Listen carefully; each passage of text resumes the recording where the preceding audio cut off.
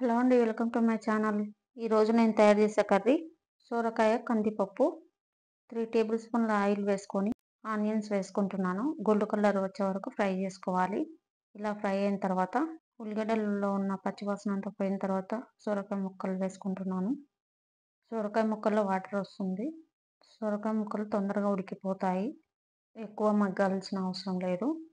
Salt వేసుకుంటే 1 table వరకు తొందరగా మగ్గిపోతాయి, అందుకే సాల్ట్ వేసుకుంటున్నాను. ఇప్పుడు ఇలా మగ్గిన తర్వాత టమాటా ముక్కలు వేసుకుంటున్నాను. కొద్దిసేపు మగ్గనివ్వాలి. సొరకాయ పప్పు చాలా బాగుంటుందండి, ఒకసారి ఇలా ట్రై చేసి చూడండి. మా పిల్లలు ఏం పెట్టినా తినరు అనుకున్న వాళ్ళు ఇలా కొత్తగా తయారు చేసి పెడితే ఏవైనా తింటారు. టమాటా ముక్కలు ఇలా మగ్గిన తర్వాత కొద్దిగా పసుపు వేసుకుంటున్నాను. ఇలా వేసుకున్న తర్వాత కొద్దిగా కలుపుకోవాలి. కలుపుకున్న తర్వాత 2 చెంచాల కారం వేసుకోవాలి. పెద్ద చెంచాలు కాదండి, చిన్న చెంచాతో వేసుకోండి.